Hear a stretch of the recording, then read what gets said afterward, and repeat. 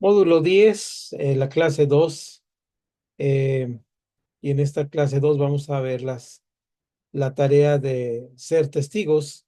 Está ah, al inicio de nuestra página número, si no me equivoco, 6. Estamos ahí donde vamos a estar parados. Pero antes una cosa que mencioné la clase pasada, que estas clases son más cortitas y vamos a ir trabajando sobre algunos temas paralelos sobre el evangelismo. De hecho, el curso final voy a procurar mm, adelantar la clase que sigue, que es de misiones, y vamos a dejar la última clase que es de evangelismo personal para verla en vivo y a todo color cuando esté en México. Primeramente Dios, en el último eh, sábado de junio. ¿Y por qué esta clase? Y les voy a pedir que me lo agenden muy bien, porque esa clase es un taller un micro taller de evangelismo, de cómo se proclama el evangelio y cómo se presenta el evangelio en base al libro de Kennedy. Entonces, que recomienda aquí el manual. Entonces, vamos a estar con esto. Lo que quería recordarles, lo tenemos aquí en pantalla y es importante que lo veamos y lo recordemos un poquito antes de entrar a eso que estaba en nuestra página. Es esta partecita que, miren, este que tenemos aquí, voy a mover un poquito a ver si me muevo yo mejor. Eh, Fíjense bien que este dibujito que tenemos aquí en pantalla nos habla del siglo pasado, el siglo que terminó, el siglo XX. A principios del siglo XX, finales del siglo XIX, como todos los siglos que terminan, la gente, por alguna razón en la mente de las personas, piensa que ya se terminó la historia. ¿Se dan cuenta? Entonces, había una idea de que ya se había evangelizado a todo el mundo, que ya se había hecho trabajo de evangelismo, que todos eran cristianos. Naturalmente esto se hace y se ve desde la visión del lugar donde estoy. Y entonces, como ya había varias generaciones de cristianos en algunos lugares, se pensaba que el evangelismo ya había llegado a su final. ¿Qué pasó en este diagramita que estamos viendo? Bueno, lo que estamos viendo aquí es justamente lo que voy a ampliar para que ustedes lo puedan ver con más claridad. eh, pues nace un evangelista que es Billy Graham en 1918, y este hombre en Estados Unidos dice, no, no estamos evangelizando a todos. Hay muchas partes donde aunque sean cristianos, no están evangelizados. Y entonces él empieza a hacer campañas de evangelización. Unos años después, y son sus fechas de nacimientos, nace un hombre que es un escritor llamado John Stott. Él se dedica a evangelizar a los universitarios. En las universidades cristianas en Estados Unidos, vean cómo hay este centralismo, no había cristianos dentro de las universidades, eran universidades cristianas sin personas cristianas, como ahora tenemos iglesias cristianas sin personas cristianas. Entonces ahí hay esta situación. Y en 1945, en esta época de ellos de jóvenes, sucede algo que es la Guerra Mundial. Ujú. La Guerra Mundial termina en 1945 y pasan dos cosas interesantes. Algo que pasa ahí es que la historia se comprime de tal manera que hay una urgencia porque todo se sistematice. Los sistemas empiezan a ser muy importantes y esta forma de pensar empieza a tratar de ordenar todas las cosas. Se hacen enciclopedias, se ordenan las fechas, es decir, fue un caos, así como lo que pasó en el principio del siglo XXI con la pandemia de COVID, que cambió muchas cosas en nuestra manera de pensar y ser. Así pasó también en esto, y se empieza a sistematizar de tal manera que surge algo que se llama la teología sistemática, que como cristianos hemos oído hablar. Ahora, ¿qué tiene que ver esto de la teología sistemática con el fin de la guerra y la evangelización? Que se tuvo la necesidad de poner todas las cosas bajo cajoncitos y había que contar cuántos evangélicos había y entonces empezó a evangelizar. Entonces, Billy Graham y John Stott eh, se conocieron en el año de 1955 en la Universidad de Cambridge y empezaron a planear un Congreso Mundial de Evangelismo en una ciudad europea que se llama Lausana, y este congreso fue en el año de 1974.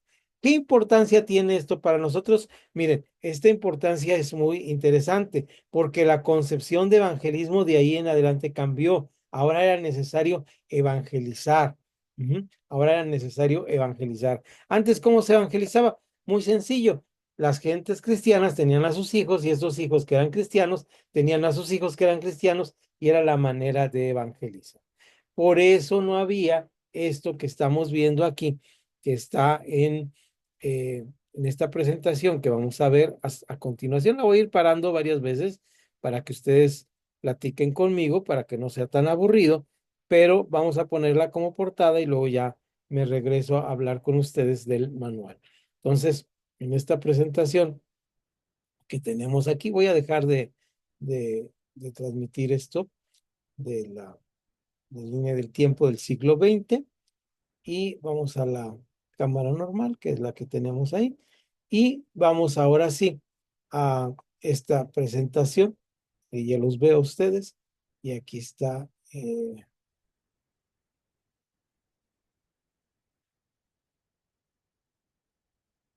estamos, compartimos, y ahí ya los veo aquí al lado y aquí estamos. Ujú. Entonces, ahí están ustedes y ahí está la presentación. Nomás díganme si están viendo la presentación con un dedito por ahí. Ahí está. Entonces, esta presentación que tenemos aquí nos está hablando de eh, la unidad 2, la tarea de ser testigos. ¿Cuál es la tarea de ser testigos? Noten ustedes que aquí, en primer lugar, la tarea que tenemos, que es la tarea más importante de ser testigos, es el cumplimiento de la gran comisión. ¿Mm? Esto es muy, muy importante, que podamos cumplir la gran comisión. Esta gran comisión se cumple cuando nosotros llegamos, ahí está, a comprender cuál es el cumplimiento de la gran comisión. Los dos versículos centrales son Mateo 28, 16 ah, al 20. Me faltó una rayita ahí. Y no, estoy bien. Es 16, 28, 16 al 20 y 1, 8. Y ahí tiene un 83 que se me metió de más. Pero vamos al manual para verlo mejor. ¿Les parece? Dejamos de compartir aquí la presentación, luego regresamos y vamos a verlo mejor acá en el manual. Déjenme, abro mi manual, ustedes vayan por favor a su manual y ahí está al final los versículos que acabamos de leer. Es Mateo 28, 16 al 20 y Hechos capítulo 8, capítulo 1, versículo 8. Ese 3 se metió de acá arriba, que es como una señalita que tiene ahí. Me han preguntado a veces en este manual por qué tiene esa señal. Bueno, se trató de hacer un ejercicio de ponerle números a los versículos para no ir a la Biblia si nos iban a transcribir, y al final no se terminó este trabajo. Esa es la razón. Pero ahí está este versículo. Ahora sí vamos a la parte del texto y me ayudan ustedes. Yo voy a leer el primer párrafo y luego ya, si el pastor Samuel me ayuda con el siguiente párrafo que empieza con al mencionar, y luego, pastor Sergio, me ayudas con el párrafo pequeño a continuación hasta los versículos, y luego sí, Elvia y el pastor Juan me ayudan con a buscar la cita de Mateo 28, 16 al 20, y Elvia y Juan Hechos 1, 8. Vamos entonces con la lectura de este primer punto A que estuvimos ahí viendo en nuestra presentación. Entonces, vamos a ir leyendo y lo tenemos ahí en la presentación. Entonces, listos, dejen ver si podemos ponerlos en los cuadritos para que cuando vayan leyendo eh, se vayan viendo ustedes. Prenden su micrófono y lo leen. ¿De acuerdo? Entonces, vamos viendo. Dice, A. Cumpliendo con la gran comisión. Es costumbre, hay un ruido. Tienes el micrófono hasta que te toque leer. Ah, bueno, ya se quitó el poquito de. Estoy en gallos, estoy en pollos. Sí, ok, vamos ahí. Entonces, vamos de nuevo recapitulando y cumpliendo con la comisión. Es costumbre en las Fuerzas Armadas comisionar a sus oficiales.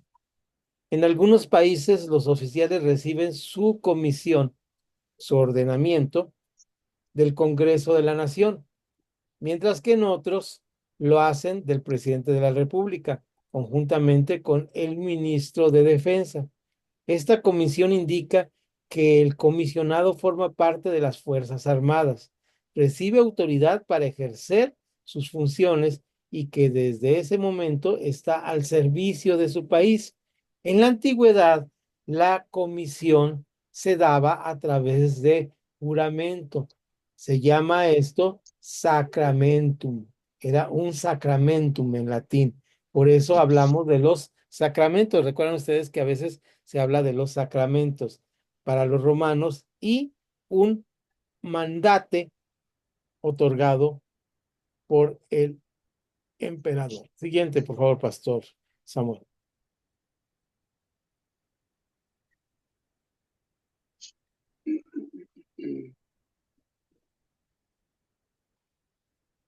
¿Quién le Ya toca? me perdí.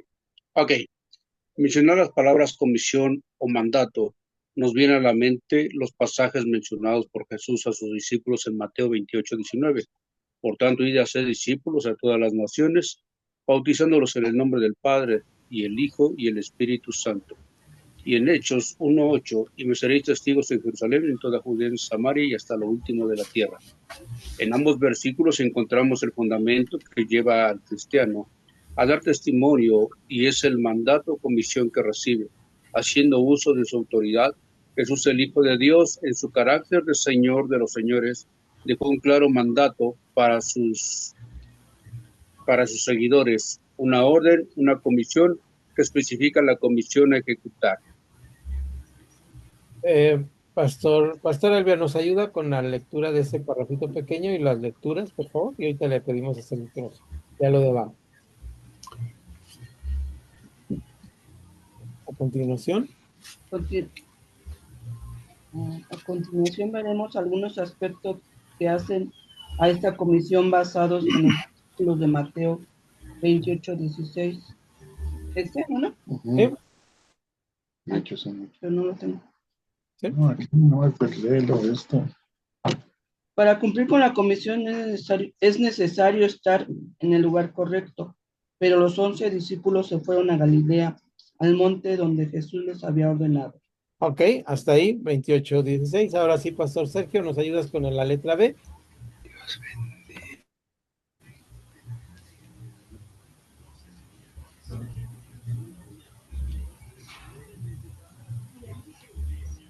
¿Sí? ¿No? ¿No lo encontraste? ¿Me hablas a mí, pastor? Sí, ¿tienes la letra B de ahí de la página para leer? O ayúdame, Sí, Juan, no, sí la tengo. Sí la adelante, tengo. adelante, adelante. Dice, letra B, para cumplir con la comisión es necesario confiar. Y Jesús se acercó y les habló diciendo, toda potestad me es dada en el cielo y en la tierra. Mateo 28:18. ¿Sigo? No, vamos a parar ahí un poquitito. Vamos a parar ahí un poquitito para ubicarnos bien donde estamos. Y vamos ahora sí, Pastor Juan, la letra C. Para cumplir con la comisión es necesario obedecer.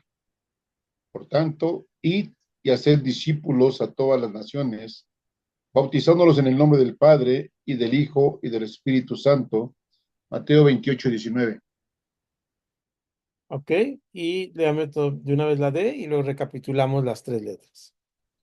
Para cumplir con la comisión es necesario dar lugar al obrar del Espíritu Santo. Pero recibiréis poder cuando haya venido sobre vosotros el Espíritu Santo. Hechos 1:8a. Ok, entonces recapitulando, para cumplir con la comisión, primero, A, es necesario estar en el lugar correcto. B, es necesario confiar. C, es necesario obedecer. D, es necesario confiar, estar en el lugar, en la obra del Espíritu Santo. Y por último, es la letra E que dice, el alcance de la comisión es total. Dice, y me seréis testigos en Jerusalén, en toda Judea, en Samaria y hasta lo último de la tierra. Este es el concepto que estamos viendo de comisión, ¿verdad? Esta comisión es lo que estamos hablando cuando pensamos en que nuestro trabajo es ir y hacer el trabajo. Ujú. Ahora, cuando nosotros vamos y hacemos el trabajo, es importante eh, el estar conscientes de este trabajo, que es ¿qué dice ahí? Una ordenanza. Ujú. De hecho, la iglesia existe en función de esto. No es otra la función de la iglesia, solamente tiene una función. No es hacer cultos, no es tener un edificio, porque Jesús simplemente nos ordenó ir y hacer discípulos. ¿Recuerdan esta parte tan importante? Bien, ahora bien, vamos en este momento a regresar a nuestra parte mientras la hermana Connie, por favor, nos prepara la lectura de lo que está abajo. Nomás ahorita te aviso cuando me empieces a leer, por favor. Fíjate bien, Connie, vas a leer la letra B, vas a brincar esa rayita que está al final de la página 6. Ahorita vamos a regresar ahí para ver esto. Y vamos a seguir al siguiente página, que es la página, vas a seguir a la siguiente página, que es la página 7, y vas a leer el número 1, que es nuestro llamado, pero fíjate bien, Connie, vas a detenerte hasta Juan 15 del 1 al 17. Mientras tanto, el pastor Samuel va a preparar esta lectura para ir leyendo esto. ¿De acuerdísimo? Bien, yo les voy indicando cómo lo vamos haciendo. Un segundo, Connie, por favor, mientras vamos a compartir nuestra pantalla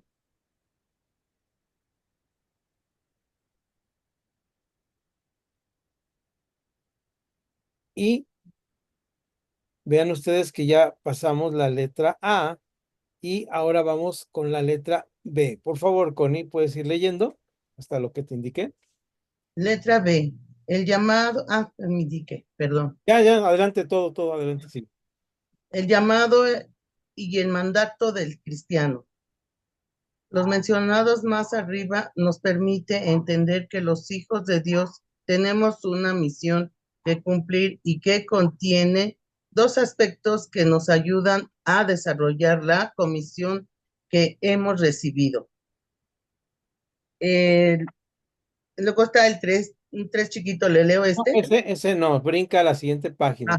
Okay. Dice, número 1, nuestro llamado es tener comunión con Dios y con los demás hijos de Dios. Juan 15, 1 al 17. Ahí vamos a entrar a ese Juan 15. Ahora sí vamos a leer Juan 15, por favor, pastor, para analizarlo un ratitito ahí. ¿De acuerdo? Por favor, pastor Samuel. Yo soy la vid verdadera y mi Padre es el labrador. Todo pámpano que en mí no lleva fruto, lo quitará, y todo aquel que lleva fruto, lo limpiará, para que lleve más fruto. Ya vosotros estáis limpios por la palabra que yo os he hablado. Permaneced en mí y yo en vosotros. Como el pámpano no puede llevar fruto por sí mismo, si no permanece en la vid, así tampoco vosotros, si no permanecéis en mí. Yo soy la vid, vosotros los pámpanos. El que permanece en mí y yo en él, éste lleva mucho fruto, porque separados de mí nada podéis hacer. El que en mí no permanece será echado fuera como pámpano y se secará, y los recogen y los echan en el fuego y arden. Si permanecéis en mí y mis palabras permanecen en vosotros, pedid todo lo que queréis y os será hecho. En esto es glorificado mi Padre, en que llevéis mucho fruto y seáis así mis discípulos. Como el Padre me ha amado, así también yo os he amado. Permaneced en mi amor. Si guardáis mis mandamientos y permanecéis en mi amor, así como yo he guardado los mandamientos de mi Padre y permanezco en su amor, estas cosas os he hablado para que mi gozo esté en vosotros y vuestro gozo sea cumplido. Este es mi mandamiento, que os améis unos a otros como yo os he amado. Nadie tiene mayor amor que este, que uno ponga su vida por sus amigos. Vosotros sois mis amigos si hacéis lo que yo os mando. Ya no os llamaré siervos, porque el siervo no sabe lo que hace su señor, pero os he llamado amigos, porque todas las cosas que oí de mi Padre os la he dado a conocer. No me elegisteis vosotros a mí, sino que yo os elegí a vosotros, y os he puesto para que vayáis y lleváis fruto, y vuestro fruto permanezca, para que todo lo que pidierais al Padre en mi nombre, Él os lo dé. Esto os mando, que os améis unos a otros. Muy bien, entonces en este pasaje que el pastor nos acaba de leer, encontramos que la base de la evangelización es la reconciliación. La doctrina de la reconciliación es una de las doctrinas más importantes que tenemos en la Biblia. ¿De qué se trata esta doctrina de la reconciliación? Esta doctrina de la reconciliación trata primordialmente de algo que es que Dios nos hizo para convivir juntos en armonía. Dios nos hizo para ser parte de un todo, de la comunión. Por eso preferimos muchas veces hablar de eh, comunión, de reunión, en lugar de hablar de iglesia. No porque sea un término malo ni que esté bien, pero nosotros hablamos de comunión o de la comunidad de fe, porque Dios nos llamó a tener la comunidad de fe. ¿Se dan cuenta? ¿Qué había en el principio en el libro de Génesis? En el principio, en el libro de Génesis había algo muy importante. Había la comunión que existía entre Dios y era en una triunidad. Dice, esta unión y esta comunidad, dice, hagamos al hombre a nuestra imagen y nuestra semejanza. Y cuando dice la palabra hombre, significa la palabra Adam, que significa ser humano. Cuando Dios crea al ser humano, al Adam, a la creación de Dios, que somos nosotros, lo crea con la capacidad de tener comunión consigo mismo primeramente.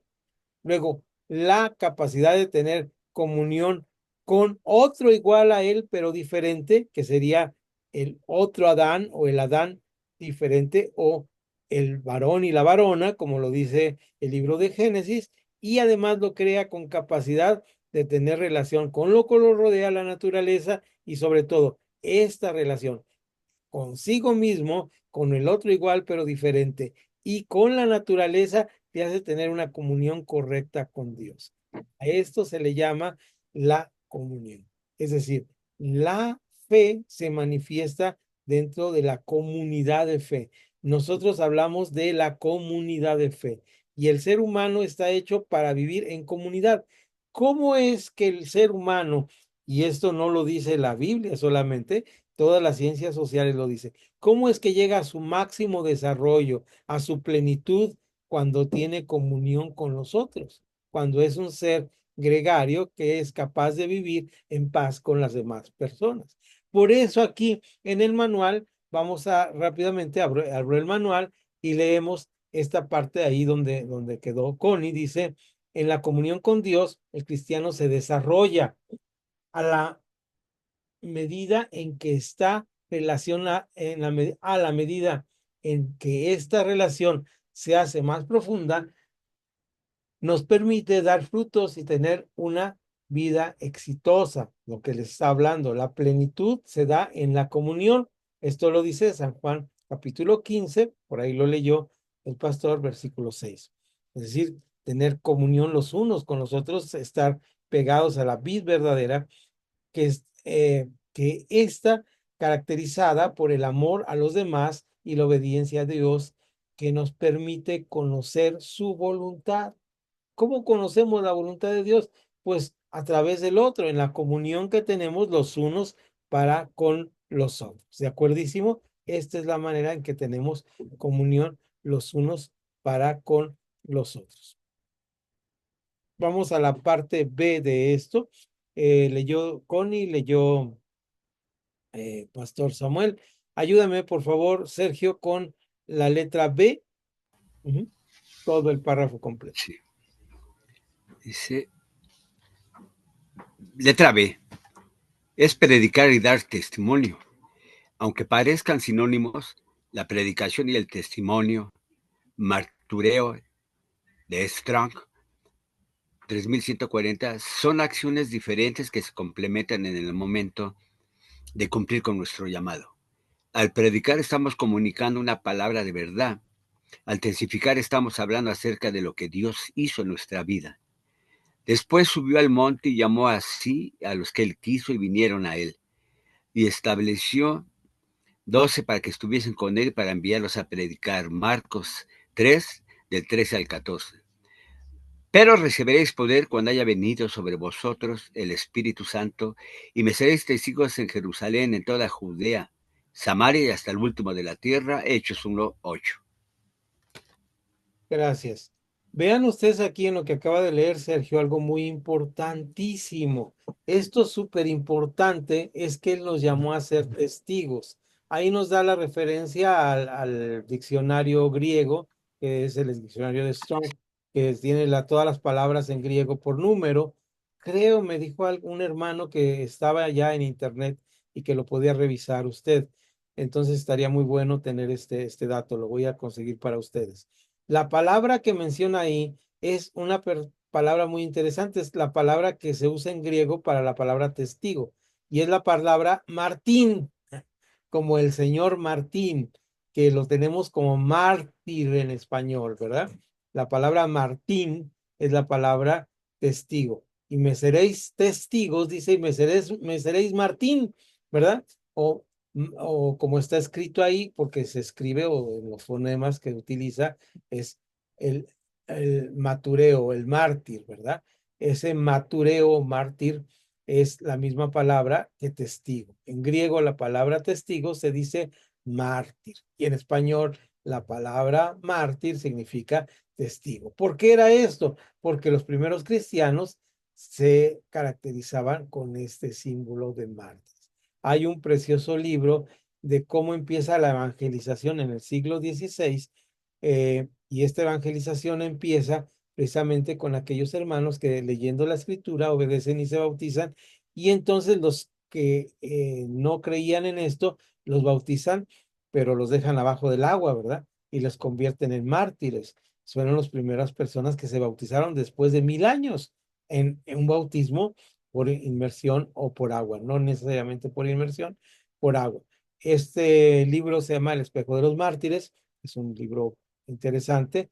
Yo no he leído completo, pero sí he revisado algunos de esos porque son como testimonios diferentes, ¿no? Entonces usted puede escoger ahí, y uno de ellos pues es de un hombre que decide bautizarse como adulto. Antes solamente se bautizaba a los niños. Por 1000 años esta costumbre se perdió de bautizar a los adultos porque pues un emperador romano declaró la católisis, la universalización de la iglesia, y todo el mundo por nacer cristiano pues ya era católico, ¿verdad? O era católico y era cristiano. Entonces pues ¿para qué bautizar si todos ya eran? Pues entonces los bautizamos cuando son niños. Esto ayudó mucho a la iglesia porque la iglesia creció mucho, pero estorbó mucho a la iglesia porque entonces se tenía la idea que por nacer en el Imperio Romano será cristiano. Y entonces, pues, los emperadores, los jefes de ciudades, pues bautizaban a los niños para saber cuántos soldados tenían, ¿verdad? Para ir a pelear en contra de los inconversos. Por eso había esta idea de bautizar a los niños. Cuando viene la reforma religiosa del siglo XVI, un grupo de hermanos empiezan a bautizar adultos, pero les cuesta la vida, les cuesta el martirio. El martirio, que es la palabra que utiliza la Biblia para testigo. La palabra testigo en griego es mártir. Es interesante esto. Sigamos adelante, por favor, y vamos al punto número 2, 1 y 2, que está ahí. Bueno, el 2, ya vimos el 1, ¿verdad? Que es nuestro llamado. Y vamos al punto número 2. ¿Me ayuda, hermana Elvia, por favor? Pastora Elvia, ¿me ayuda con el 2, por favor? Sí, nuestro mandato. En lo que hace al mandato y la iglesia, grupo de cristianos, a menudo nos encontramos con dos situaciones. Por un lado, iglesias donde cada miembro se siente y actúa como un soldado con una misión de cumplir con un objetivo. Al lograr es un grupo de personas motivadas, unidas y que avanzan. Por otro lado, hay iglesias que se asemejan a un estadio de fútbol donde hay mucha expectativa en las graderías, con una cantidad enorme de espectadores que disfrutan del esfuerzo de 22 jugadores. Es decir, la mayoría mira pasar la vida desde sus asientos, sin salir al campo de juego, y un grupo pequeño hace todo el trabajo. El mandato es el resultante del llamado. Al identificarme como cristiano, estoy obligado a realizar la función, a cumplir el mandato de un cristiano. Así como un fanático de fútbol se identifica con los colores de su club, el cristiano es identificado por ejecutar el mandato. ¿Cómo ejecutamos nuestro mandato? Siendo testigos de lo que Dios dijo en nuestra vida. Hechos 1:8. Haciendo evangelismo, y les dijo: ir por todo el mundo y predicar el evangelio a toda criatura. Marcos 16:15. Estas dos acciones tienen un solo objetivo: que otros conozcan a Cristo. Excelente, gracias. Vean ustedes, regresemos a nuestra pizarra electrónica y vemos que estas dos palabras son importantes. Primero, nuestro llamado. ¿Cuál es nuestro llamado? El ser testigo o la palabra griega mártir. Aquí tenemos que decir, y es muy importante, cómo esta capacidad de ser mártir nos lleva a un compromiso, ¿verdad? Un compromiso que es la vida misma. Recuerden ustedes mucho cómo ah, cuando viene que lo vamos a ver en el próximo módulo, en el 11, que es el llamado de nuevamente ir y hacer discípulos y el llamado de la misión.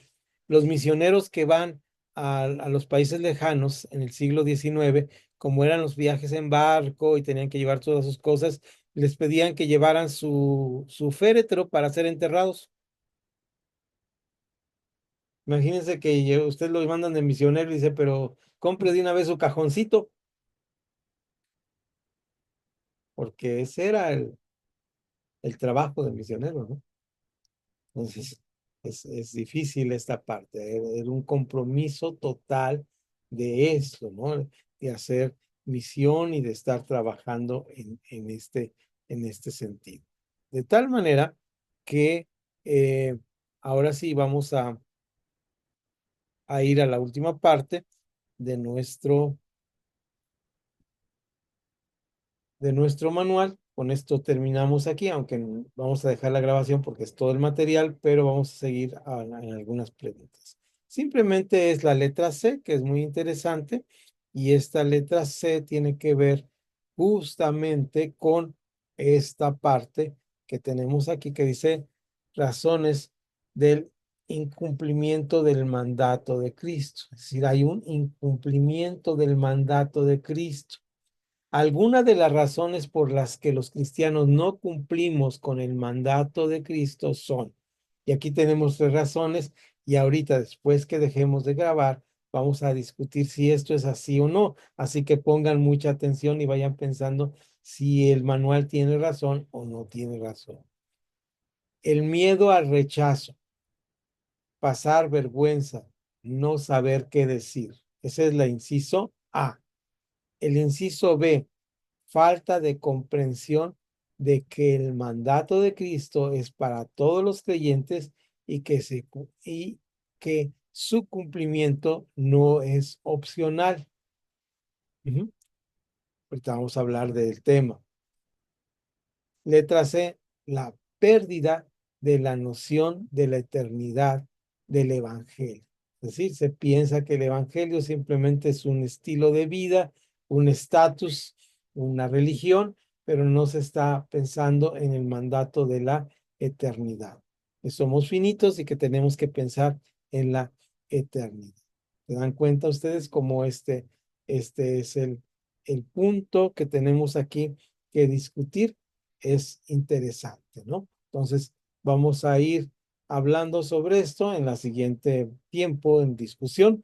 Con eso terminamos este manual. Ponemos ahí rayita en esta parte del manual y ya entraremos en la siguiente clase en la parte de la unidad 3.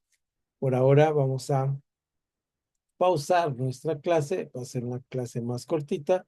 Ya quito mi anclaje de aquí y ya nos podemos ver todos aquí. Vamos a descansar un minutito para regresar a trabajar sobre este tema.